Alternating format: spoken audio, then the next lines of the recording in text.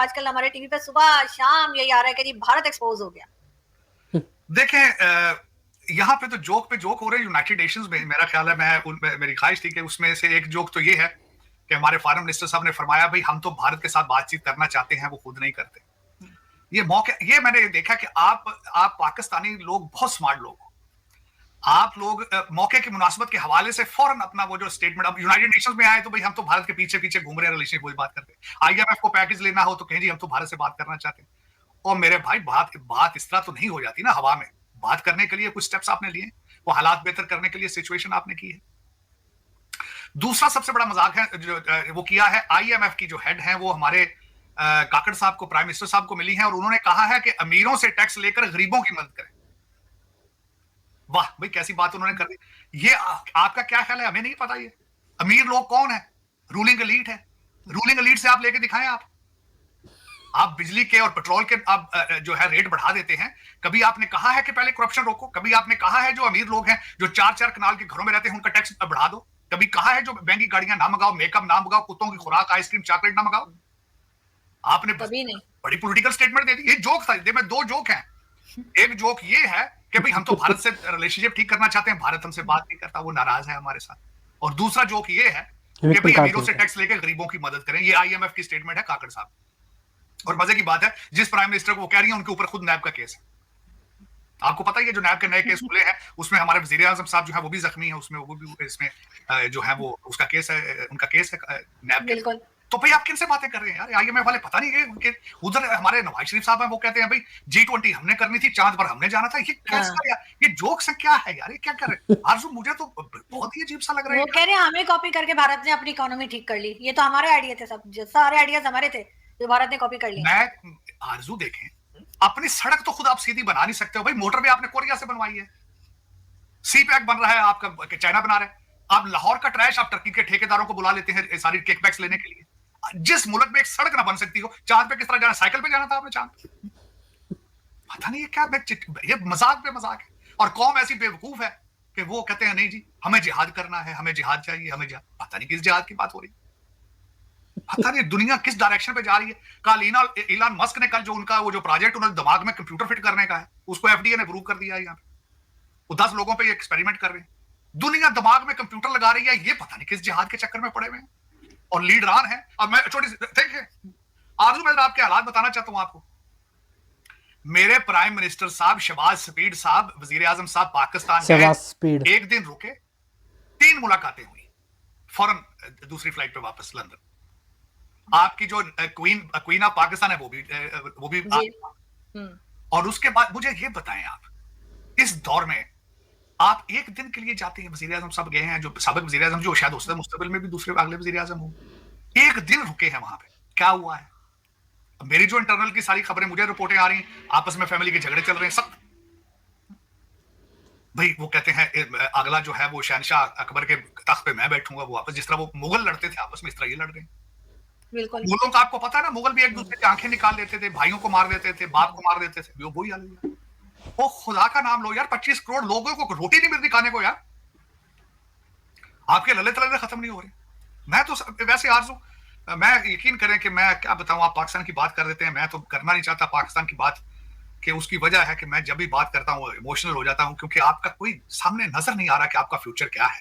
आप 25 करोड़ लोग क्या चाहते हैं, मेरी समझ से बाहर है। अफगानी भी अब आपका मजाक उड़ाते हैं, वो भी कहते हैं करेंसी देखे, अपनी इकोनॉमी देखो, अपने कुछ देखो, अंदर के हालात देखो। देखिए कभी उन्होंने भी मजाक उड़ाना था, जो मेरे मुझसे जिनके अपने जो खुद अभी मोटरसाइकिलों पे गधों पे फिर रहे हैं भाई, जिनके कंट्री के अंदर सड़क साबित एक सीधी सड़क नहीं होगी, वो भी मजाक उड़ाते हैं। सर वो जो दिमाग में कंप्यूटर लगा रहे हैं वो पाकिस्तानियों के ही लगा देते, शायद कुछ मतलब कुछ अच्छा ही रिजल्ट आ जाता हमारा। लगेंगे आरज़ू, लगेंगे। वो कैसे लगेंगे मैं बता देता हूं। वो कहते हैं दिमाग के साथ कंप्यूटर चलेंगे, बैंक डिपॉजिट हो जाएगा। अरे इतने लगाएंगे, ये जो बच्चे आपके ये बैठे हैं मुगल शहजादे लंदन पढ़ते हैं, ये दिमाग में लगाएंगे कंप्यूटर। IMF के डॉलर, सऊदी डॉलर जो है सेकेंडों में लंदन दुबई जाया करेंगे। ये आप अभी भी लगेंगे ये।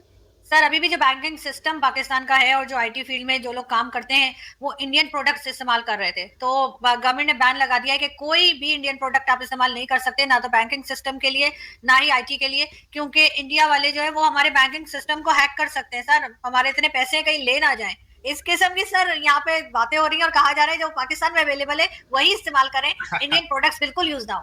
ठीक है, देखें बस मैं जो अब मेरे ख्याल में तो आपका हर पाकिस्तानी एक कॉमेडियन शो होना चाहिए उसका अपना, मेरे ख्याल में तो इस तरह जो हालात आपके चल रहे हैं, मैं तो कभी हंसी आती है कभी रोना आता है। सुना है लेकिन आजकल, सर सुना है नई आजकल आप शुरू कर रहे हैं नई करेंसी का, हाँ, डिजिटल करेंसी शुरू करने का प्रोग्राम बना है। अब कोई नई बिल्कुल। वारदात करेंगे, मेरा मतलब वहां से कुछ और निकालेंगे। हम्म। ये एक बच्चा पढ़ गया होगा ना लंदन स्कूल ऑफ इकोनॉमिक्स से, नई स्कीम लेके जाएगा, वो कहेगा डैडी अब देखें मिलके अब इस तरह करेंगे।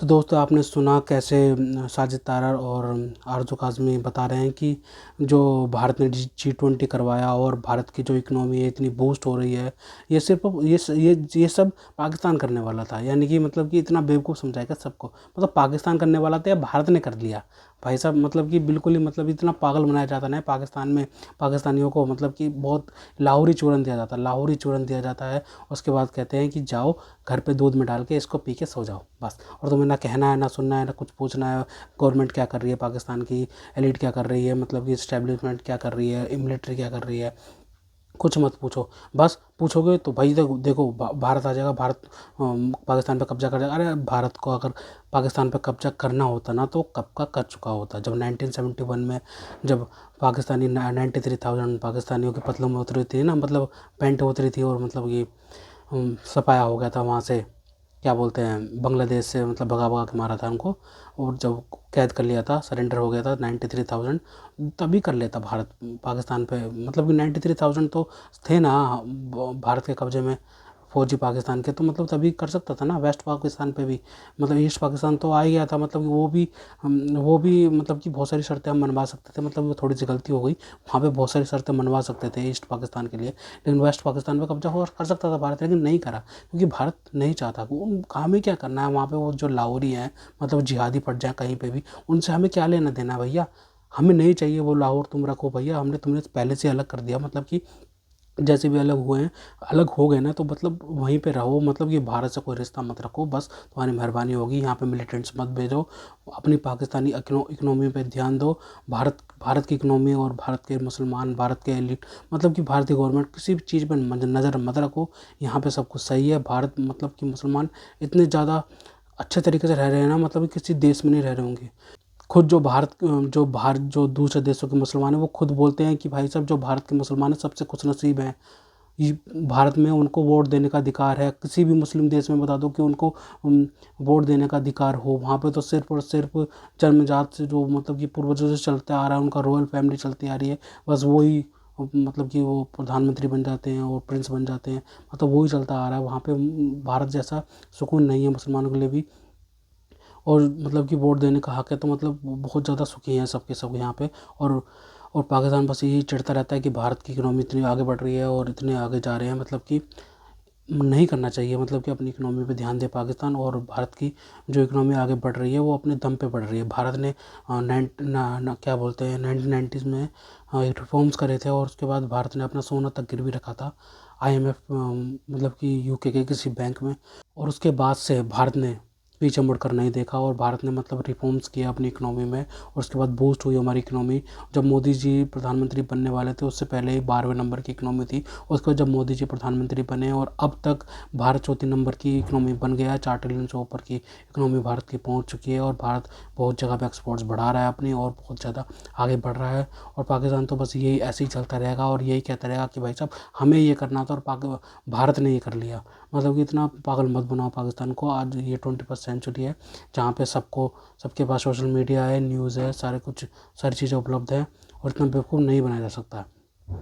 तो दोस्तों अगर आपको हमारी ये वीडियो पसंद आई हो तो कम से कम व्हाट्सएप पर जरूर शेयर कीजिएगा। साथ साथ चैनल को सब्सक्राइब करके हमारा मनोबल जरूर बढ़ाइए, ताकि हम आपके लिए ऐसे ही मनोरंजन वीडियोज़ बनाते रहें। तो गाइस मिलते हैं आपसे अगली वीडियो में, तब तक के लिए जय हिंद।